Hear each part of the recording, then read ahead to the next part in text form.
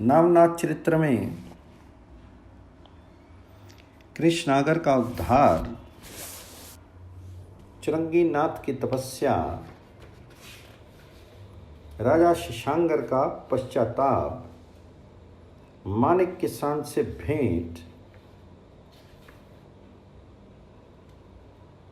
मानिक अडबंगनाथ बना। एक बार भगवान दत्तात्रेय की आज्ञा अनुसार गोरखनाथ अपने गुरु के साथ भद्र का आश्रम की ओर जा रहे थे। मार्ग में कौंडिन्यपुर नामक एक नगर पड़ा। वहां के राजा का नाम शशांकर था। उस नगर में पहुंच करके उन्होंने लोगों के मुंह से ये सुना कि राजा शशांकर ने अपने पुत्र कृष्णागर के हाथ पांव कटवा करके उसे चुरंगी अर्थात चौकी पर लिटा करके फिकवा दिया है। उस बालक को देखने के लिए स्त्री पुरुष आ जा रहे थे और राजा रानी को बहुत भला बुरा कह रहे थे। गुरु शिष्य ने जब ये समाचार सुना तो उनके मन में बालक को देखने की इच्छा उत्पन्न हुई। बालक के पास जा पहुँचे। वहाँ बालक को छटपटाते हुए देखकर दोनों को बहुत दया आई।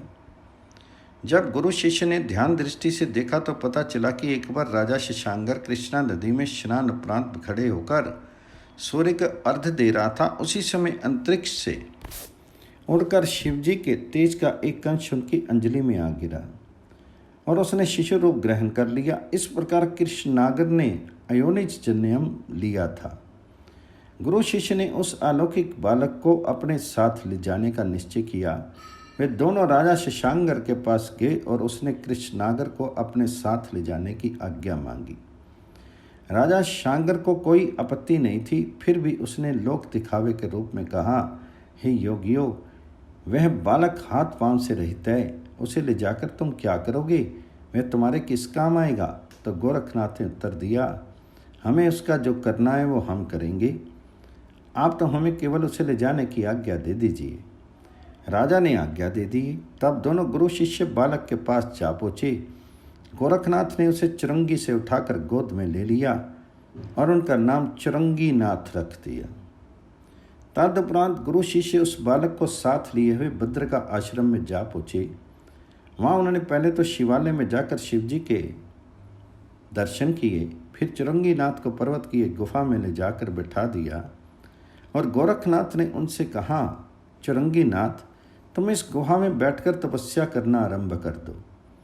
तपस्या करते समय तुम अपनी दृष्टि इस गुफा में अपने मस्तक के ऊपर वाली शिला पर जमाए रखना। यदि तुमसे क्षण भर के लिए दृष्टि हट गई तो ये शिला गिर पड़ेगी और तुम्हारी मृत्यु हो जाएगी। मैं तीर्थ यात्रा के लिए जा रहा हूँ, कुछ दिनों बाद लौट कर आऊँगा। अब तुम्हें अपने साथ ले चलूँगा। चुरंगी नाथ ने यह बात स्वीकार कर ली। तब गोरखनाथ ने उसे कान में मंत्र दिया। तत्पश्चात योग बल द्वारा उस गुहा में अंधेरा कर दिया। फिर बाहर आकर उस गुहा के द्वार पर एक बड़ा सा शिलाखंड रख दिया ताकि कोई प्राणी गुफा के भीतर आ जा नहीं सके। इसके बाद उन्होंने चामुंडा को बुलाकर कहा, है देवी, इस गुहा के भीतर एक प्राण है। तुम प्रतिदिन गुप्त रूप से उसके आहार के लिए एक फल गुफा के भीतर पहुंचाती रहना तथा जंगली पशु पक्षियों से उसे सुरक्षित बनाए रखना। चामुंडा ने ऐसा करना स्वीकार किया। तत्पश्चात मत्स्येंद्रनाथ तथा गोरखनाथ वहां से तीर्थ यात्रा करने के लिए अलग अलग स्थानों को चले गए। चुरंगी नाथ ने गुफा के भीतर बैठे रहकर मंत्र का जाप करना आरंभ किया। उसने अपनी दृष्टि सिर के ऊपर वाली शिला पर जमाए रखी, क्योंकि दृष्टि के चूक जाने पर शिला के गिर जाने का भय तो लगा था। उसका परिणाम ये हुआ कि चामुंडा उसके आहार के लिए प्रतिदिन जो एक फल रख जाया करती थी, उसकी ओर चुरंगी नाथ भी कभी दृष्टि नहीं रही। वह निराहार रहते हुए तपस्या करता रहा। गुफा में उसके चारों ओर प्रतिदिन आने वाले फलों का ढेर लगता चला गया। 12 वर्ष बाद गोरखनाथ के मन में चुरंगी नाथ को देखने की इच्छा हुई। तब वे पुनः भद्र का आश्रम में उसी स्थान पर जा पहुँचे। वहाँ गुफा के द्वार से शिलाखंड हटाकर उन्होंने अपनी योग शक्ति से प्रकाश प्रकट करके देखा कि चुरंगी नाथ मस्तक के ऊपर वाली शिला पर टिकटकी लगाए मंत्र जाप करने में मग्न है। उसके चारों ओर फलों का ढेर लगा हुआ है और उसका शीर अस्थि पंजर मात्र रह गया है। ये उग्र तपस्या को देखकर गोरखनाथ अत्यंत प्रसन्न हुए। उन्होंने कृपा दृष्टि से चुरंगी नाथ की ओर देखा, जिसके फलस्वरूप उनका संपूर्ण शरीर हृष्ट पुष्ट हो गया और उनके कटे हुए हाथ पांवों के स्थान पर नए हाथ पैर उत्पन्न हो गए। तब गोरखनाथ ने चुरंगी नाथ को संबोधित करते हुए कहा, वत्स मैं आ गया हूँ, तुम गुफा के बाहर निकल आओ। गोरखनाथ की आवाज़ सुनकर चुरंगी नाथ बाहर निकल आए। उसी समय चामुंडा ने आकर गोरखनाथ से कहा, मैं आपकी आज्ञा अनुसार प्रतिदिन एक फल गुफा में रखाया करती थी, परंतु इन्होंने तो कुछ खाया ही नहीं। गोरखनाथ ने उत्तर दिया, ये बेचारा तो प्राण चले जाने के भय से अपनी दृष्टि ऊपर वाली शिला पर जमाए बैठा था, फिर तुम्हारे फलों की ओर किस प्रकार देखता। चामुंडा गोरखनाथ से आज्ञा लेकर लौट गई। तब गोरखनाथ चुरंगी नाथ को साथ लेकर शिवालय में गए। वहाँ शिव पार्वती ने चुरंगी नाथ को आशीर्वाद दिया। 6 महीने तक गोरखनाथ उसी जगह पर रहे। वहाँ रहकर उन्होंने चुरंगी नाथ को शस्त्र अस्त्र विद्या का अभ्यास कराया। जब चुरंगी नाथ का विद्याभ्यास पूर्ण हो गया, तब उसे साथ लेकर गोरखनाथ कौंडिन्यपुर में गए। गोरखनाथ की आज्ञा से चुरंगी नाथ ने अपनी शक्ति का प्रदर्शन करने के लिए कौंडिन्यपुर में अनेक प्रकार के उपद्रव आरंभ कर दिए। राजा शांगर अपनी सेना लेकर उनसे युद्ध करने के लिए पहुंचा। चुरंगी नाथ ने युद्ध में राजा को पराजित कर दिया। तब राजा ने हार कर उनसे शरण देने की याचना की। उसी समय गोरखनाथ ने दोनों के पास पहुंचकर पिता पुत्र का परस्पर परिचय कराया तथा चुरंगी नाथ की तपस्या एवं विद्या के विषय में सब वृत्तांत कहा। राजा उसे सुनकर अत्यंत लज्जित हुआ। चुरंगी नाथ की सौतेली माता ने व्यभिचार का आरोप लगाकर राजा के कान भर दिए थे और चुरंगी नाथ के हाथ पैर कटवा दिए थे। राजा ने ये सब रहस्य गोरखनाथ के सम्मुख प्रकट कर दिया। तत्पश्चात राजा ने चुरंगी नाथ को अपने हृदय से लगाकर आशीर्वाद दिया तथा उस दुष्ट रानी को उसी क्षण अपने महल से निकाल बाहर कर दिया। गोरखनाथ 3 दिन तक कौंडिन्यपुर में रहकर चुरंगी नाथ को अपने साथ लेकर पुनः तीर्थ यात्रा के लिए निकल पड़े। चलते चलते गोरखनाथ जी भामानगर के समीपवर्ती जंगल में जा पहुँचे। उन दिनों ग्रीष्म ऋतु थी तथा धूप खूब तेज पड़ रही थी। सूर्य किरणों की प्रखरता से पशु पक्षी तथा लता वृक्ष आदि तक व्याकुल हो रहे थे। ऐसे समय में एक स्थान पर मणिक नामक एक किसान अपने खेत में हल चला रहा था। कुछ समय बाद मणिक हल चलाना बंद करके एक वृक्ष के नीचे जा बैठा और घर में आए हुए भोजन को खाने की तैयारी करने लगा। उस समय गोरखनाथ चुरंगी नाथ को साथ लेकर अलख अलख कहते हुए उनके सामने जा खड़े हुए। मणिक उन्हें देखते ही एकदम उठ खड़ा हुआ और हाथ जोड़कर कहने लगा, हे प्रभु, आप कौन हैं और कहाँ से जा रहे हैं? इस बेढंगे मार्ग से जाने का आपने क्यों निश्चय किया है? तो गोरखनाथ ने उत्तर दिया, हम लोग जति हैं, यात्रा करने को निकले हैं। इस समय हमें भूख लग रही है, यदि तेरे पास कुछ खाने को हो तो हमें दो। ये सुनकर मणिक ने कहा, हे महाराज, भोजन को तो तैयार रखा हुआ है, आप इसका भोग लगाइए। तो गोरखनाथ तथा चुरंगी नाथ ने मिलकर उसका संपूर्ण भोजन समाप्त कर दिया। फिर ठंडा पानी पीकर संतुष्ट हुए। तत्पश्चात गोरखनाथ ने उस किसान से पूछा, तेरा नाम क्या है? तो किसान ने उत्तर में कहा, आपका काम तो पूरा हो गया, अब आपको मेरा नाम जानने की क्या आवश्यकता है?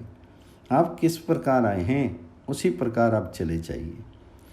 यह सुनकर गोरखनाथ बोले, हे वत्स, तुमने भोजन खिलाकर तथा पानी पिलाकर मुझे संतुष्ट किया है। अब मैं तुम्हें कुछ देना चाहता हूँ, तुम्हारी जो इच्छा हो वह मुझसे मांग लो। तो माणिक ये सुनकर हंस पड़ा, बोला, आपसे हम तो घर घर भीख मांगते फिरते हैं और मुझसे जो इच्छा हो वह मांगने के लिए कह रहे हैं। ये तो बड़ी विचित्र बात है, आप भला मुझे क्या दे सकेंगे? तो गोरखनाथ ने कहा, तुम कुछ मांग कर तो देखो। तो माणिक बोला, मुझे आपसे कुछ नहीं मांगना, आप कृपा करके यहाँ से पधार जाइए। तो गोरखनाथ माणिक का कुछ हित करना और उसे कुछ देना चाहते थे, परंतु उसकी अटपटी बात सुनकर उन्हें आश्चर्य हुआ।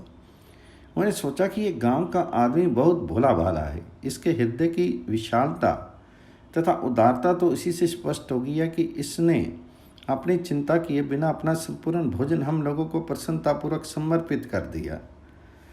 अब भी ये मुझे दरिद्र जानकर ही कुछ नहीं मांग रहा, अस्तु जो भी हो मैं इसका कल्याण अवश्य करूँगा।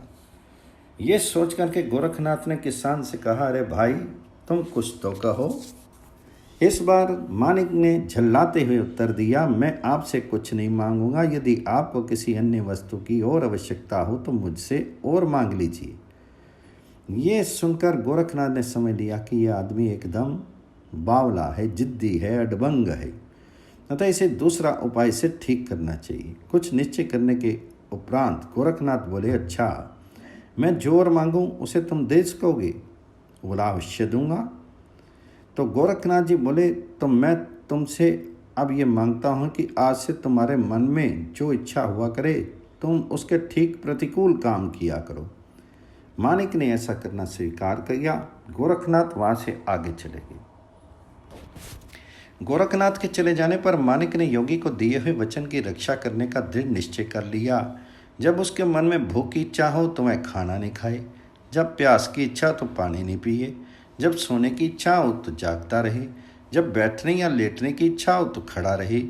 तात्पर्य यह कि वह अपने मन की समस्त इच्छा के प्रतिकूल इस प्रकार चलने लगा कि उसका खाना पीना सोना बैठना आदि सब छूट गया। वह हर समय अपने खेत में ही खड़ा रहता। उसका शरीर सूख सूख कर अस्थि पंजर रह गया, परंतु फिर भी उसने अपने दिए हुए वचन को भंग नहीं होने दिया।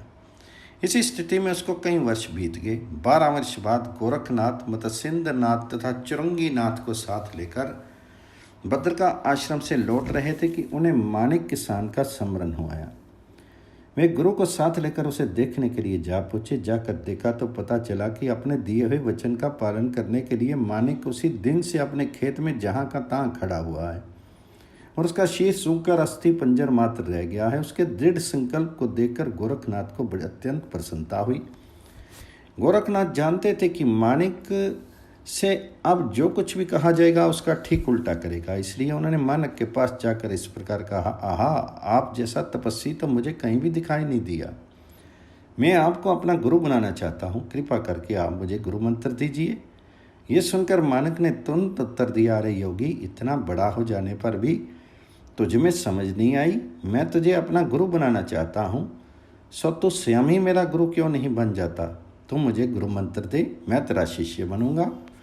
इस उल्टे जवाब द्वारा गोरखनाथ ने मानिक के मुंह से स्वयं शिष्य बनने की बात कहलवा ली। अस्तु उसने तुरंत ही उनके कान में गुरु मंत्र फूका तथा उसके मस्तक पर हाथ रखकर आशीर्वाद दिया। गुरु मंत्र मिलते ही मानिक का संपूर्ण अज्ञान दूर हो गया तथा गोरखनाथ के हाथ का स्पर्श पाकर उसका शीर पूर्वत हृष्ट पुष्ट हो गया। उस स्थिति में उसको संपूर्ण जगत ब्रह्म में भासित होने लगा। वे गोरखनाथ के पांव पर गिर पड़ा तथा हाथ जोड़कर उनकी विनती करने लगा। गोरखनाथ उसे लेकर मत्स्येंद्रनाथ के पास गए। उन्होंने मत्स्येंद्रनाथ को साष्टांग दंडवत की। तब मत्स्येंद्रनाथ ने उसे नाथ दीक्षा देकर अपना आशीर्वाद प्रदान किया तथा उसका नाम अडबंगनाथ रखा।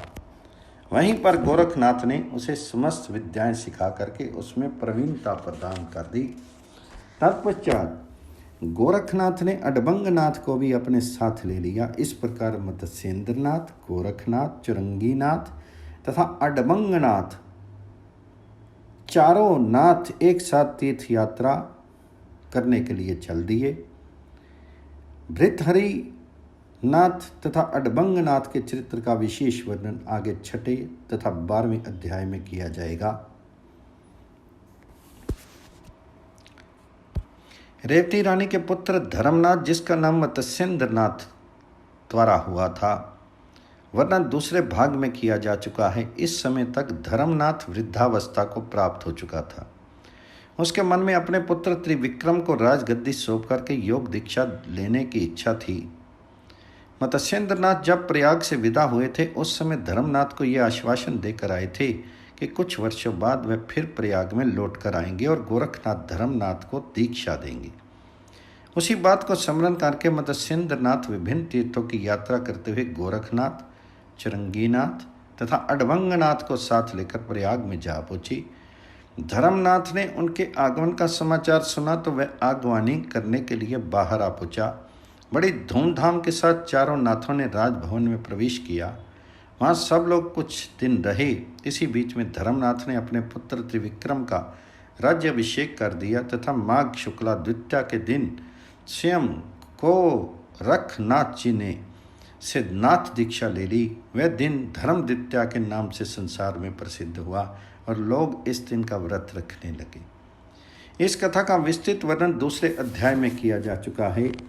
गोरखनाथ ने इस धर्म द्वितीया उत्सव के महात्म्य का वर्णन अपने कामयागिरी नामक ग्रंथ में किया है।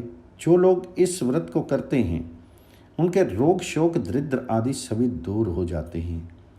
नाथ दीक्षा लेकर धर्मनाथ जी अन्य सब लोगों की तरह मत्स्येंद्रनाथ के साथ तीर्थाटन के लिए निकल पड़े।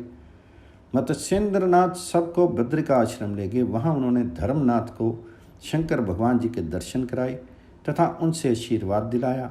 धर्मनाथ ने 12 वर्ष बद्रिका आश्रम में रहकर उग्र तपस्या की। इस बीच अन्य सब लोग तीर्थ यात्रा करने चले गए। 12 वर्ष बाद सब लोग पुनः बद्रिका आश्रम आए।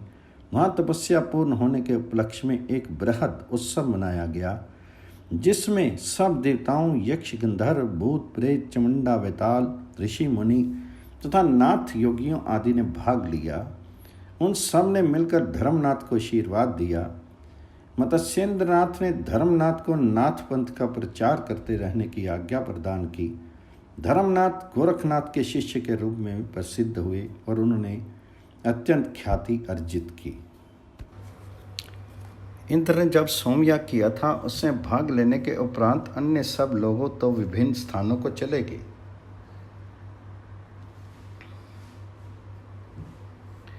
परंतु गोरखनाथ गुरु दत्तात्रेय के आश्रम गिरनार पर जाकर रहने लगे। कहा जाता है कि वे अब भी वहीं पर गुप्त रूप से निवास कर रहे हैं।